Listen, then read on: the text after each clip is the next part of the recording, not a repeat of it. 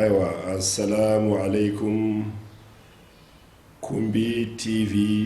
a fayindano ada terinkandano o ya ñille nancage kataxaye lenki xoogere ko xadanga moxonbe koy danginte ke aywa oga sage maslangun ndeberni koye su tabane maslangu nga tangana yonkin cahan kille yo kattoga jokkini do maslange mbatte ona directeur général Soukeyna Boubou Diabra ona kuñi ona bulli sumare ona kuñi ado technicien kebe tokongeni junior Ndiaye oyi su kuñini oyi su mamana te golle kebe iga kama pour na soninka hu wurgi oyi su kuñini oyi su tigana oyi su khantana yo oyi lerini lenki sibitinga ogar masalange kebe joppo koy danginte ke aga tangana jidan khabare onari masalange ke kutenki nyanda khadanga lenki katoga masalange ke joppana lenki wana mare munci manda nanti yo ku emission be ogari joppa ibe ga mulla anga trinde londini allah itel facebook anna kumbi tv anna katu angana kumbi tv ketu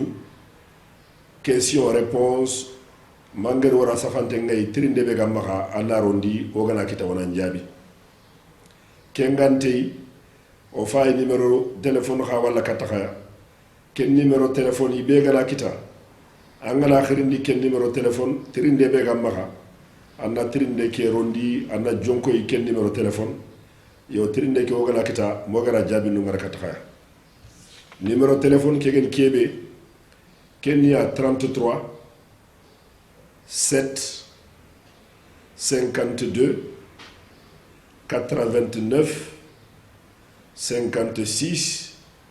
74 on a ile dabatenga 33 7 52 89 56 75 yo kenangi yampalle wagar masalange ke joppa khadanga koy danginte ke aga tangana jidan kille oga mulla oga tangana karabelenki a bange usudanga keta nanti janka jidan balahu ay kitene yugonga ay kitene yakharenga angana keme yugodo yakhare utu angana fayindi anani yugo kara tanji kedo cargo tigatin kebe da tuba mu xamne 35% jidan belahu a lojuru ni yugu nyakama angana yakharu ka karampay annani 35% akha lojuru nga ay yakharu kama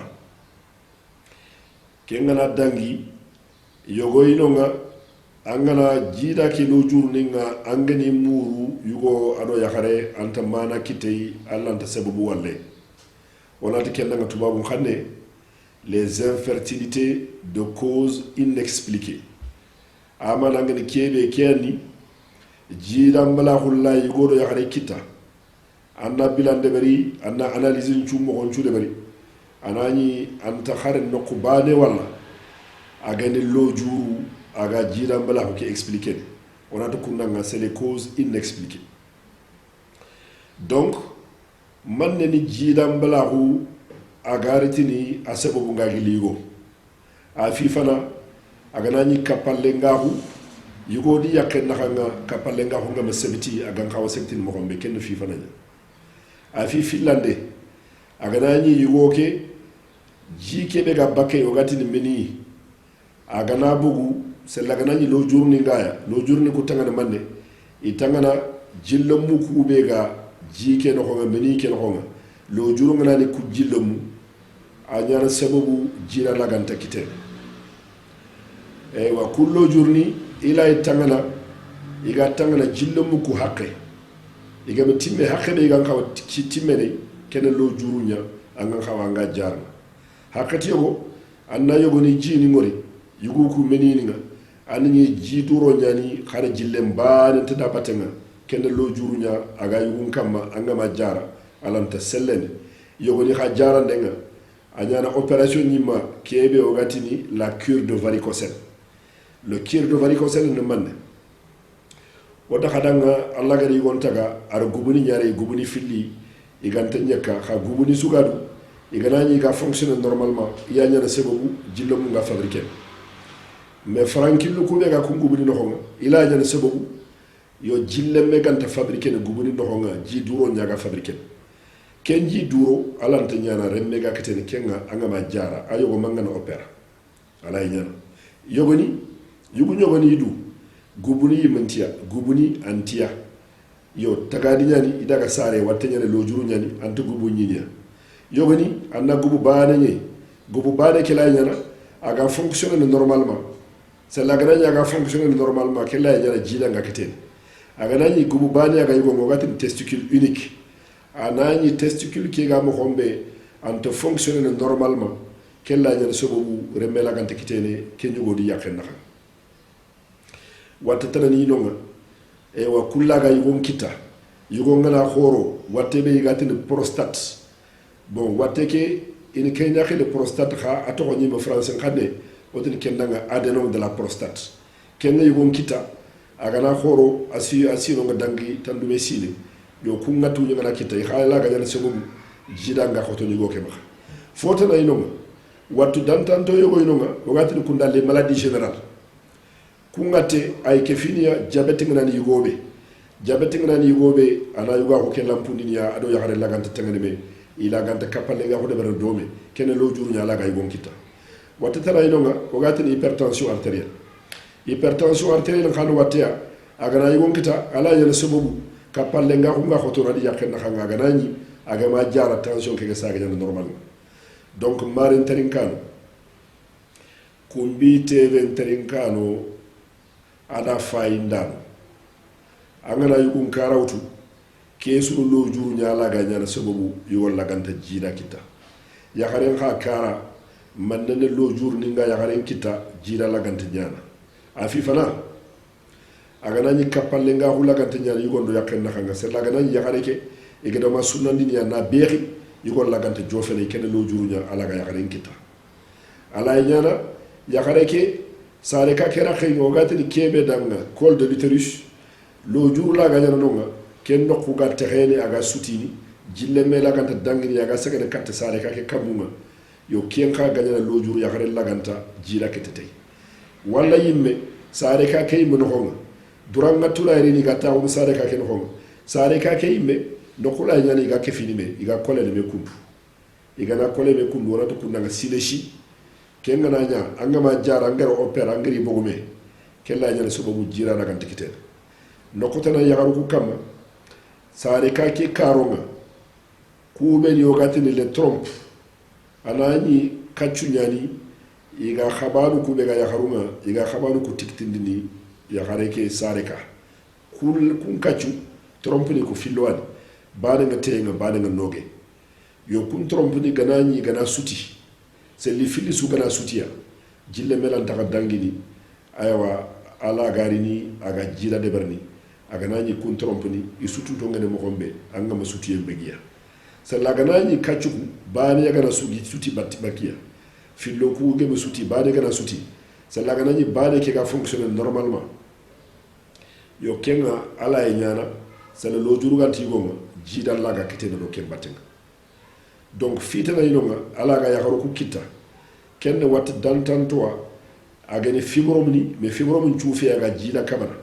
fibrom dinkani yogoni ila ga ta khunu yakare kedanga jidanga na nya remme ngari na ga sakana khube fibrom ni ngalari gana so kenno ku jila lam takitene no on ta ngana harwutiya aga lega ni kebe anyal avortement nya ala ga tel kare na to fibrom ke so no khube asohu remme ngang kawa sakana khube fibrom chono nya watatana ya ku kama ogati ni danga yo kenno polipninya akado ko duranga teya akado ko kusuranya agari de saw ya gare ke sare kan no agara so ya gare chare kan no na to angama bagandiya no nta ko ganari wuti yo kem polip anremme ke khatana kem khananya lo juru jida lagante kitene mare musolinko aywa kumbi tv fayindano ada terinkandano selo sugere gollu ku faamu dome mo hosu wona faamu nanti jiida lante kitene yakare mbaare gagil yaga tele jare jiida lante kitene yakare ndi kina sugami giri igadaga dufay igadaga jare ka sere sugadu docteur ngam bagani tikillebe aga analyse ni deberni ana bagani tikken kiliana analyse ni deberni